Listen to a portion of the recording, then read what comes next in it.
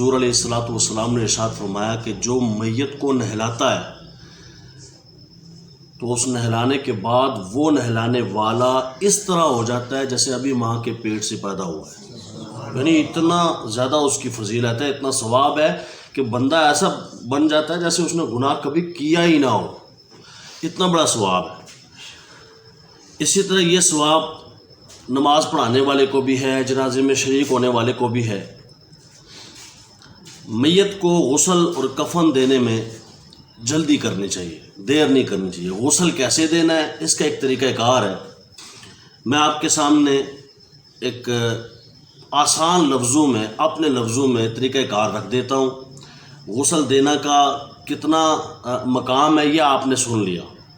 بعض اوقات بندہ ڈرتا رہتا ہے کہ نہیں جی لاش ہے، میں ہاتھ کیسے لگاؤں. زندہ ہوتا تھا تو ہاتھ لگاتا تھا، سارا کچھ کرتا تھا. اب وہ ڈر رہا ہے کہ میں اس کو ہاتھ لگاؤں گا، میں اس کو غسل دوں گا، پتہ نہیں کوئی روحانی طور پہ مجھے پرابلم نہ ہو جائے، کوئی مسائل کا میں شکار نہ ہو جاؤں. یہ چیزیں ذہن میں ہوتی ہیں بعض لوگوں کی. پھر وہ ڈرتا بھی ہے، گھبراتا بھی ہے. کوئی ڈر کی ضرورت نہیں، کوئی گھبرانے کی ضرورت نہیں. بس یہی ہے نا، وہ دو چیزوں کا مرکب تھا.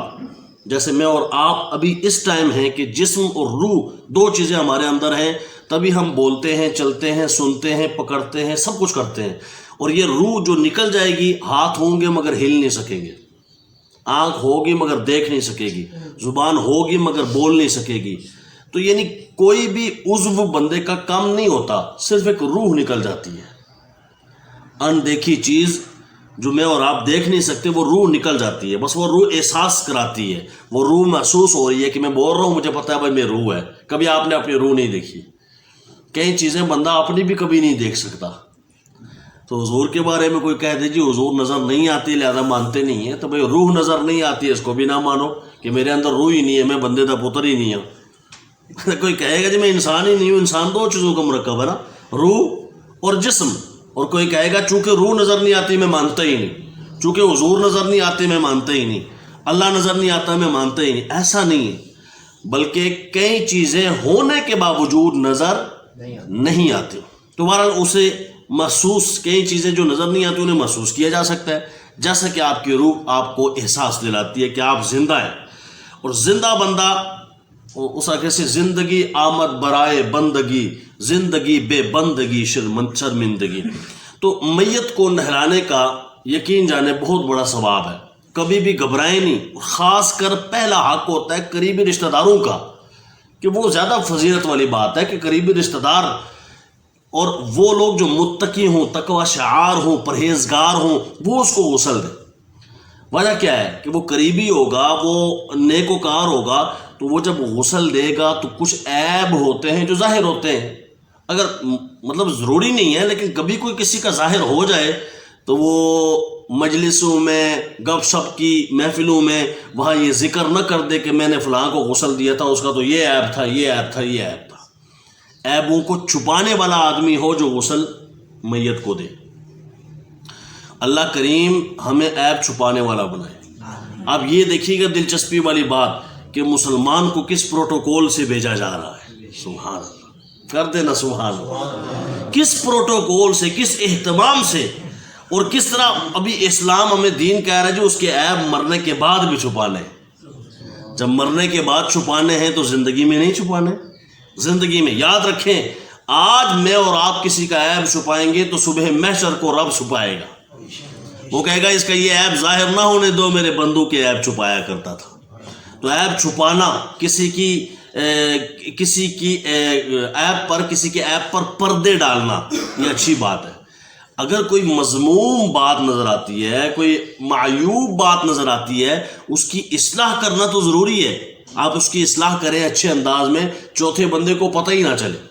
لیکن اس کا اظہار کرنا نہ اللہ کو پسند ہے نہ رسول اللہ کو پسند ہے. تو غسل دینے کا طریقہ کار بڑا آسان ہے، بڑا ایزی ہے. اچھا، پھر اس کے بعد ایک ضمناً بات یہ بھی آ گئی کہ دیکھیں کپڑے اتارتے ہیں لوگ، ظاہر غسل دینے کے لیے کپڑے اتار رہے ہیں. اب اتارتے ہوئے سب سے پہلے جیب پر بھی نظر ہوتی ہے قریبی رشتہ داروں میں سے. میں ایک وہ بات بتا رہا ہوں جو ہوتی ہے. اگر کسی عورت کے کان میں بالیاں ہیں تو وہاں بھی نظر ہوتی ہے، کڑوں وڑوں پہ بھی نظر ہوتی ہے. اللہ رسول پہ نظر ہونی چاہیے کہ یہ مقام عبرت کی جگہ ہے، یہ عبرت کا مقام ہے آج یہ لیٹا ہوا ہے کل میں لیٹوں گا، آج اس کے ساتھ یہ ہو رہا ہے، کوئی اس کی پرواہ نہیں کر رہا، اس کی جیب کی پرواہ کر رہا ہے، تو کل میرے ساتھ بھی کہیں ایسا نہ ہو۔ اللہ کریم ہمیں اپنے اور محبوب صلی اللہ علیہ وسلم کی رضا چاہنے کی توفیق عطا فرمائے۔ سب سے پہلے تو اس کے جب ستر عورت کا معاملہ آتا ہے تو کافی سارے لوگ پہلے جمع ہو جاتے ہیں، ایسا نہیں کرنا، 3 سے 4 افراد بہت ہوتے ہیں، کیونکہ یہ کوئی شغل میلہ تو ہے نہیں کہ بہت سارے بندہ جمع ہو کے دیکھیں گے غسل کیسے ہو رہا ہے، استغفر اللہ، یہ بات نہیں ہے۔ بات 3-4 بندے ہوں، وہ جو جاننے والے ہوں، عیب چھپانے والے ہوں، دیندار ہوں، اور وہ پھر اس کو غسل دیں۔ اس کا طریقہ کار یہ ہوگا کہ وہ اس کے پردے کا خیال رکھیں گے، ستر عورت کسی صورت بھی اس کو بے نقاب نہیں ہونا چاہیے۔ یہاں تک کہ گلوز میں بعض لوگ پہن لیتے ہیں، تو وہ گلوز وغیرہ کیوں پہنے جاتے ہیں، اور کپڑا ہاتھ میں لینا چاہیے، کپڑے سے صفائی کرنی ہے، ہاتھ بھی آپ کا براہ راست اس کے ساتھ ٹچ نہ ہو ستر عورت کے ساتھ۔ کیوں؟ وجہ کیا ہے کہ بھئی اس کا احترام ہے، زندگی میں اگر اس کے ساتھ تھا تو ابھی بھی یہ کوئی ایسا تھوڑے ہی ہے، کوئی کافر کی لاش تھوڑے ہی، یہ مومن کی لاش ہے، یہ مسلمان ہے، اور یہ وہ مسلمان ہے کہ اس کا جنازہ اٹھا کے جا رہے ہوتے ہو تو حضور فرماتے ہیں اگر نیک جنازہ ہو تو وہ کہہ رہا ہوتا ہے جلدی لے چلو مصطفیٰ کا دیدار کرنا ہے، جلدی لے چلو جنت میرا انتظار کر رہی ہے، جلدی لے چلو مجھ سے میرا رب راضی ہو گیا ہے۔ اور اگر وہ گنہگار ہے تو وہ افسوس کا اظہار کرتی ہے، اس کی آواز ہم نہیں سن سکتے، لیکن حضور فرماتے ہیں وہ افسوس کا اظہار کرتی ہے، کہاں لے جا رہے ہو؟ اندھیرے کوٹھے میں، اندھیرے گڑھے میں، وہاں اتارنے جا رہے ہو، مجھے آہستہ آہستہ نہ لے جاؤ وہاں پہ۔ اللہ کریم ہمیں نیکوکاروں میں شامل فرمائے۔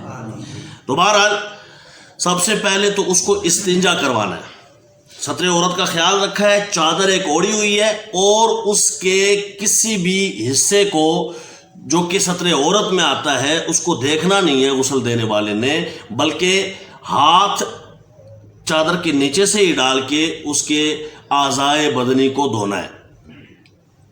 پہلے تو اس کو آپ نے لٹانا ہے، پھر استنجا کروانا ہے۔ استنجا والی جگہ پہ کوئی چیز ہوتی ہے، اکثر و بیشتر ویسے نہیں ہوتی، کیونکہ ہوش حواس نہیں ہوتا تو وہ کوئی ایسا معاملہ نہیں ہوتا، لیکن اگر بالفرض ہو تو وہ کپڑے کے ساتھ دھل جائے اور پاک صاف ہو جائے۔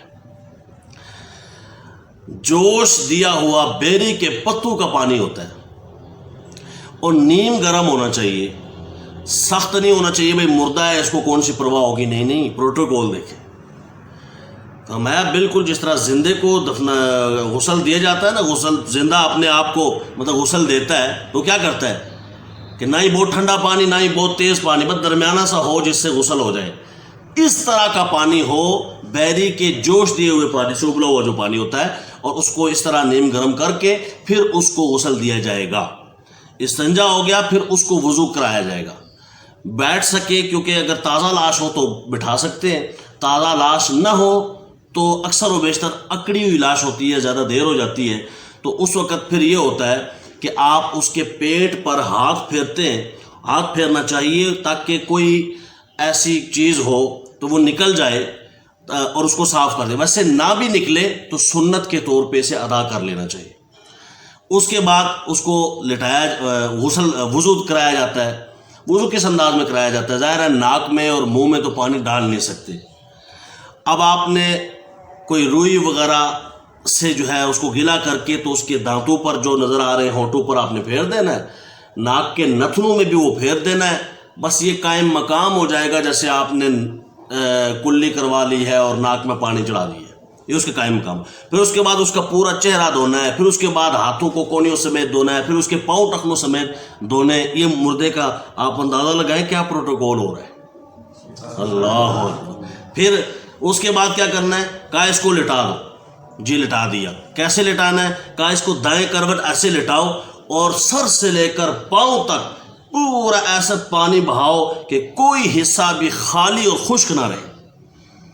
ٹھیک ہو گیا جی۔ پھر دوبارہ دوسری کروٹ پر، بائیں کروٹ پر، پھر وہاں سر سے لے کے پاؤں تک ایسا پانی بہاؤ کہ کوئی حصہ خشک نہ رہے۔ اب اس کو کیا کرنا ہے جی؟ سیدھا لٹاؤ، پھر کافور ملا پانی، خوشبو والا پانی، اب اس کی پورے جسم پر اس طرح بہاؤ کہ کوئی جسم کا حصہ خشک نہ رہے، اور اب اس کو آپ نے غسل دے دیا